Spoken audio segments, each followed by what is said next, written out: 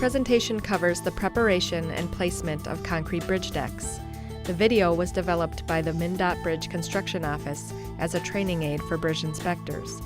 The videos and pictures are from several MnDOT bridge construction sites. The presentation will cover contract documents, the inspector's duties, the contractor's responsibilities, and the equipment used. Costs for maintenance repairs, which include proper traffic control, continue to rise. Employing the best construction practices and adhering to department specifications help ensure the longevity of the bridge. As a first step, the contract documents need to be reviewed. This review should cover the bridge plan, the referenced MnDOT specification book and supplement, the contract proposal, and finally the MnDOT Bridge Construction Manual. These items will be examined more closely throughout the video. Let's review these documents in detail, starting with the governing specification. This is shown on the front of your plan. The 2014 edition of the Minnesota Department of Transportation Standard Specification for Construction and the 2014 edition of the Materials Lab Supplemental Specification for Construction shall govern. The department defines bridge deck slab as the complete structural slab and wearing course constructed monolithically. The department defines bridge structural slab as only the structural unit upon which will be constructed a separately cast wearing course. The department defines bridge slab as either bridge deck slab or bridge structural slab. This video will show two types of deck construction. However, the concrete wearing course for bridges is a separate video available on the MnDOT Bridge Office website. The beams are fabricated with total camber to compensate for dead load deflection from the deck and rail weight. Also, there will be residual camber left in the beam after the deck construction. To provide for a smooth ride across the deck, the deflection is taken into consideration in setting the deck grades. The designer should furnish final deck grades over each beam that reflects the dead load deflection. This would be an example of the computer run needed to compare top of beam to bottom of deck. Typically, these elevations are taken each 5 feet along the beam and will need to be marked on the beam. Then elevations are taken at each mark, compared to the bottom of deck elevation to ascertain the correct stool height for setting the bottom of deck form. The result is the stool height. The stool height varies along the length of the beam as a result of the camber in the beam. Form and falsework construction should follow the Bridge Construction Manual, Section 200. The overhang bracket manufacturer's literature should be reviewed for spacing requirements and bracket deflection due to the concrete loading. Adjustments are made accordingly to compensate for any deflection. Another style of deck design for shorter length bridges is a slab span bridge. This design requires a much deeper deck, usually around 20 to 24 inches thick, with increased quantities of reinforcement bars. In this design, the beam and deck are monolithic. The slab span style bridge requires a more rigid falsework support system. This system is to be designed by a registered engineer and checked by a second registered engineer. A field review by the engineer is required prior to the concrete deck pour. The proposal will contain the special provision that covers these details. Once the required falsework and deck forms are in place, the forms should be coated with form release oil, taking care not to allow any oil on the beam surfaces. Other details involve sealing the area between ends of concrete beams to prevent concrete leakage through the joint. Also shown is the 3/4 inch V-strip required across the bottom of the finished deck, directly over the center line of the pier, on pre-stressed beams only. Proper storage of reinforcement bars is required at the site to prevent contamination with dirt, etc.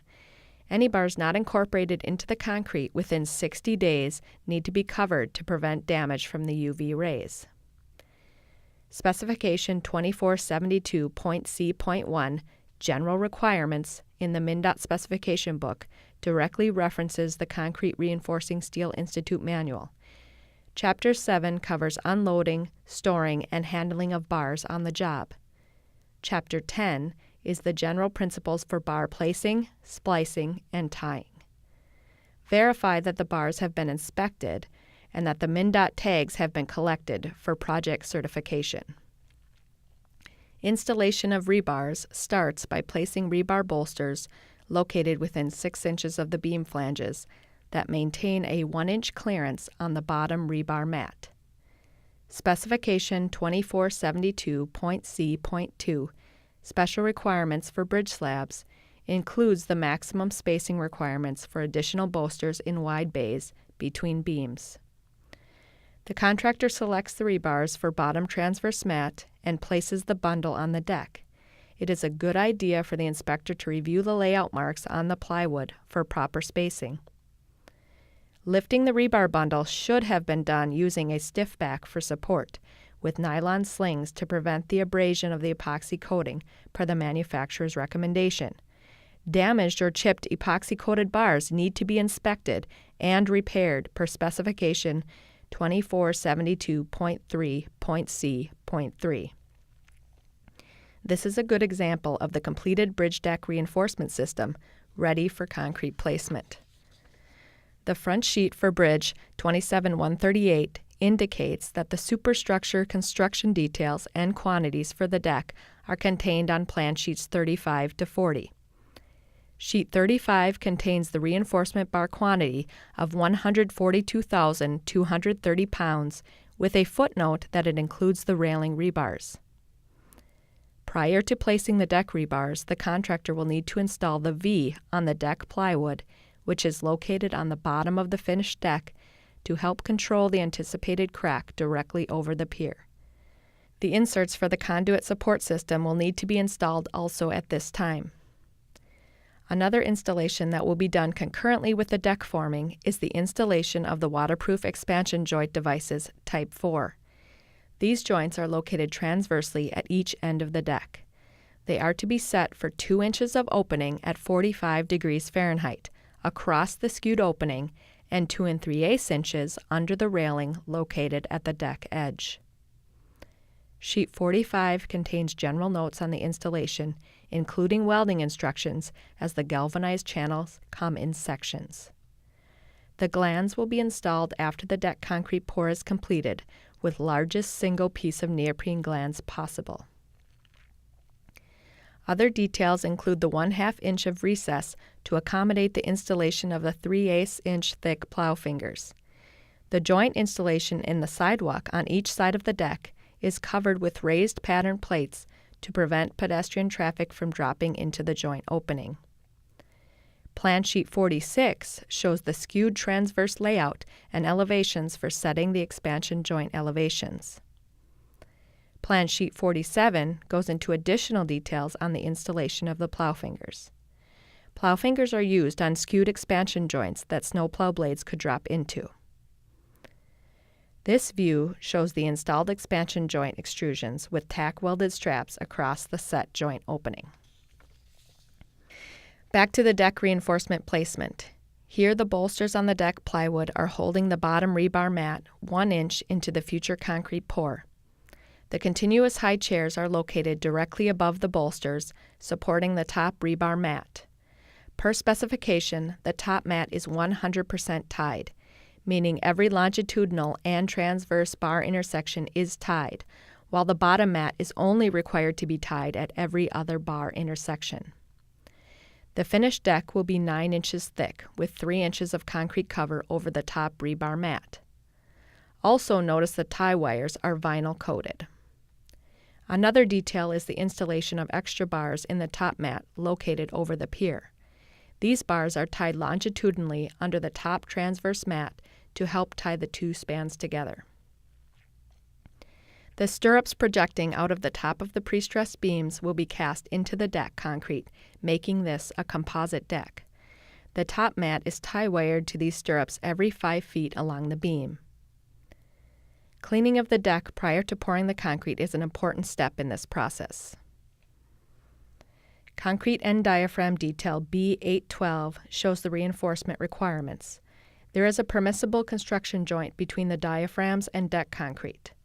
The total concrete quantity for all of the diaphragms is 26 cubic yards per plan quantities. Setting the paving rail is a very important step in providing a good finished ride across the bridge. The dead load deflection from the deck concrete weight must be considered. Elevations on the paving rail can be shot in, and then an eyeball view down the rail for final adjustments. Bridge 27138 is a 2-span bridge, so eyeballing down the paving rail should deflect the anticipated 2-inch upward camber in span 1 and 2 3/4-inch upward camber in span 2. That camber should settle out during the deck pour. The contractor swings the concrete finishing machine onto the deck and begins the setup. Adjustments are required to fit this specific deck layout. The finishing machine is checked against the expansion joint for correct cross slope on the deck. The contractor has installed square tube spacers under the finishing machine drum to check clearances.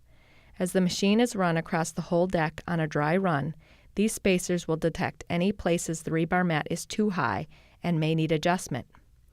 Minnesota bridge decks are typically 9 inches thick with 3 inches of concrete cover over the top deck reinforcement bars.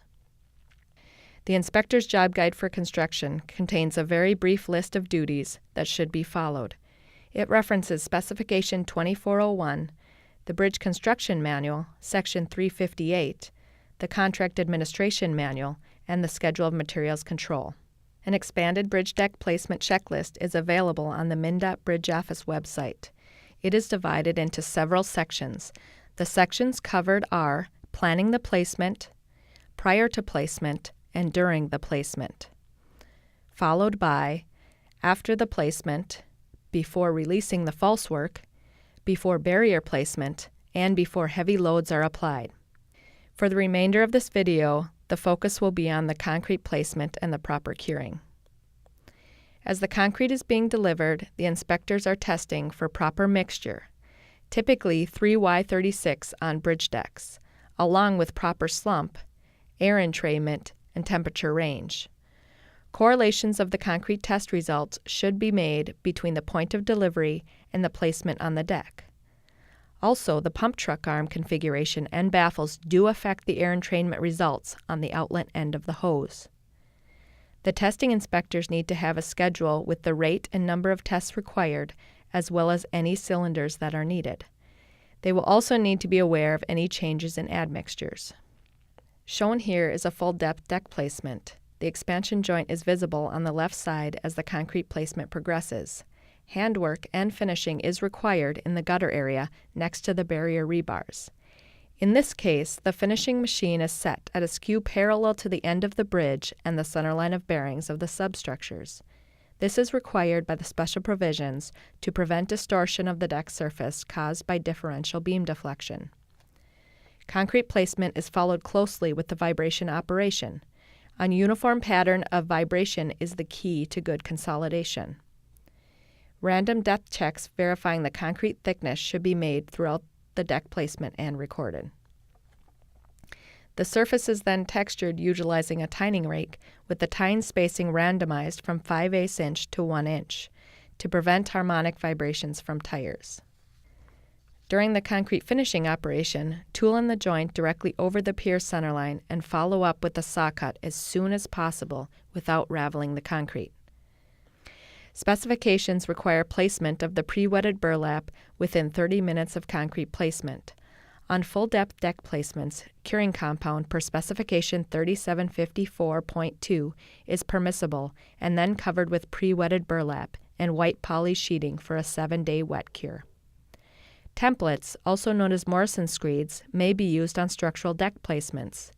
Here, 7 inches of structural concrete is placed and later will be overlaid with a final 2-inch concrete wearing course. The template rides directly on the upper reinforcement mat. Again, the concrete is being pumped in place with a close follow-up of the vibration operation. Concrete is being delivered to the deck using a pump truck. The worker is directing the outlet of the concrete to minimize handwork. Floating of the surface starts immediately and is followed by texture from the carpet drag or coarse broom. The metal plates tack welded across the expansion joints are released.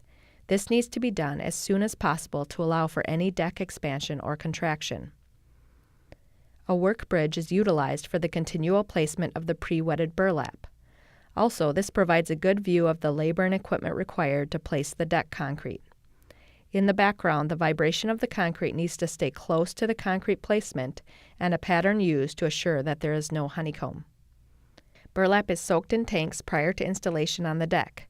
Pre-wetting of the burlap is specified as dry burlap wicks the moisture from the concrete surface. Conventional wet curing is applied to the bridge slab immediately following the finishing operation. Conventional wet curing consists of pre-wetted burlap covered with white plastic sheeting. Place the burlap to cover 100% of the deck area without visible openings. Keep the slab surface continuously wet for an initial curing period of at least 7 calendar days. Protect concrete exposed to wind, sunlight, or temperatures that cause surface drying during the curing period by placing a wet covering as soon as the set of the concrete will allow placing of the materials without marring the surface. To determine the curing requirements for the bridge deck, review Table 2401-1, which indicates that 65% of compressive strength is required. There is no substitute for good planning before concrete placement operations start. Careful planning and performance of each step to meet specification requirements will result in high-quality deck construction. This concrete bridge deck should require a minimum of maintenance for its anticipated life.